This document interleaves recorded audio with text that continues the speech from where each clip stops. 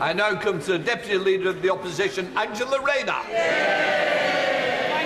Thank you, Mr Speaker. And can I associate myself and thank you for your opening comments regarding our NHS, and thank all of those staff that have worked and continue to work in our NHS today.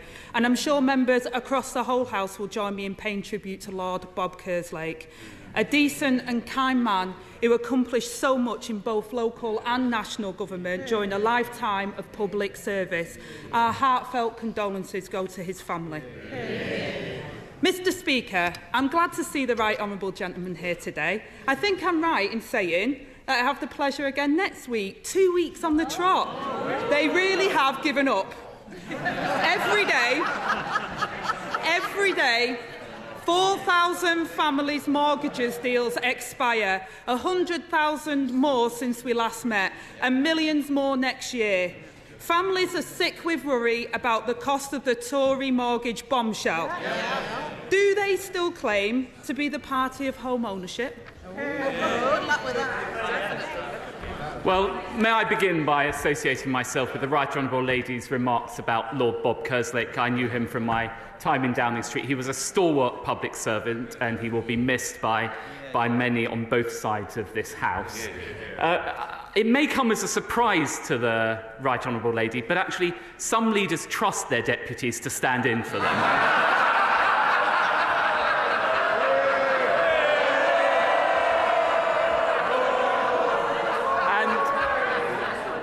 And when it comes to mortgage rates, I support the independence of the Bank of England taking the necessary measures to control inflation.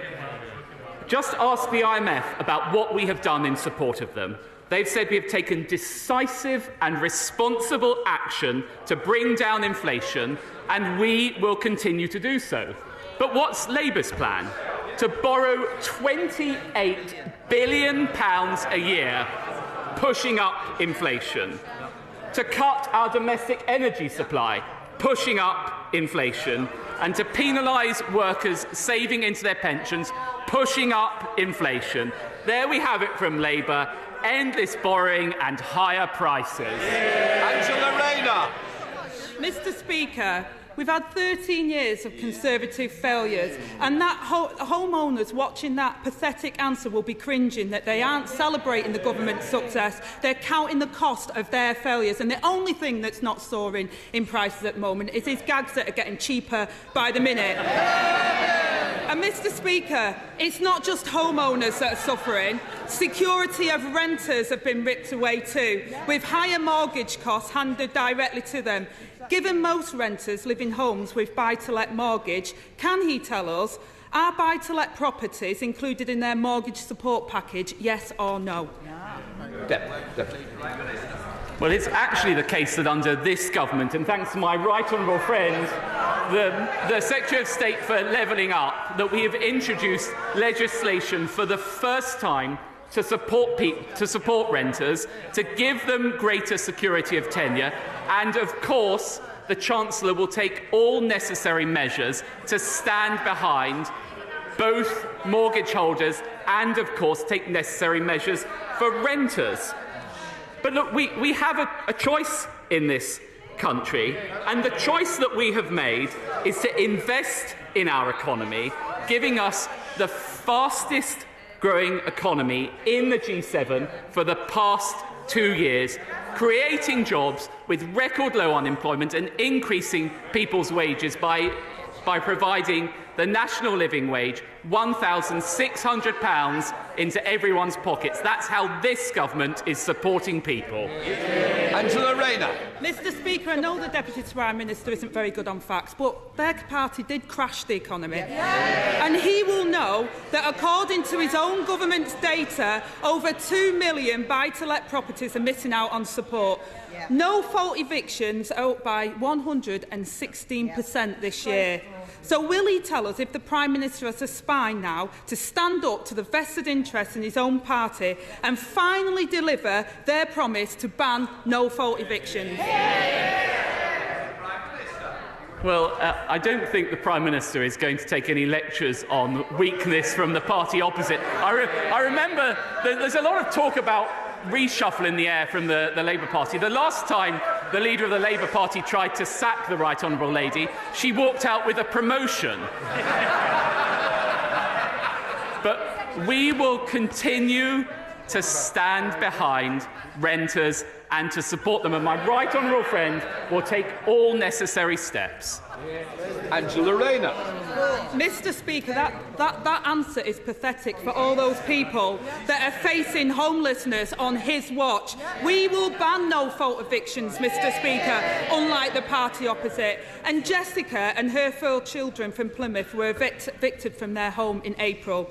They're temporarily living with Jessica's mother in a cramped house where her 2 eldest children are sleeping on blow-up beds in the front room surrounded by their belongings. Hardly the decent, secure life that his government promised. Don't families like Jessica deserve better? Yes. Deputy Prime Minister. I'll tell you what we're doing for families like Jessica's. We are increasing the national living wage. It was this party that introduced the national living wage, not the party opposite. It is this party that has doubled the personal allowance, cutting taxes for those people, and it is this party that has lifted 1 million people out of unemployment. I'm immensely proud of the record of this government, and that's why people will not trust the party opposite to crash the economy again. Angela Rayner. Mr. Speaker, I asked a question about no-fault evictions. I was very clear on what the Labour Party would do, but I can't see us getting through a single one of these encounters without the Deputy Prime Minister blaming the opposition for his government's own record. When asked yesterday about the record low number of council houses being built, the Housing Minister says she didn't recognise that statistic. When asked about support for people in temporary accommodation, she said it wasn't her brief, the brief of the Housing Minister. So if council housing isn't her responsibility, whose is it? Well, the party opposite may have failed to notice it's actually under this government that more council houses were built than when they were in office. It's actually under this party that we have record levels of housing being built. We stand very proudly on the record of this government, but look at what we have done more broadly. Inflation and waiting lists coming down, growth forecasts up, Albanian crossings down. Well, we're delivering on our priorities. What have we seen from the party opposite? They've U-turned 5 times in the last month already. The record is clear. The only thing you can rely on the party opposite to deliver is broken promises. Angela Rayner. Mr. Speaker, talking about broken promises, house building is set to collapse to its lowest level since the war.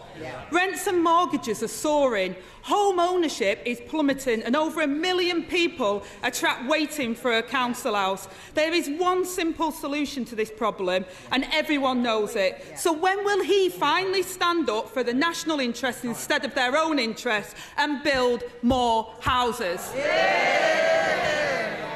Prime Minister. I say to the Right Honourable Lady, she may not have listened to the answer I gave and just moved straight on to the next pre-scripted question. We have built more houses under this government than the party opposite. And I'm afraid it's the same old thing from her. She stacks up the endless job titles, she takes the union cash, and she constantly talks Britain down. That's why we will do everything we can to keep Labour out of people's pockets, out of their lives, and out of government. Angela Rayner.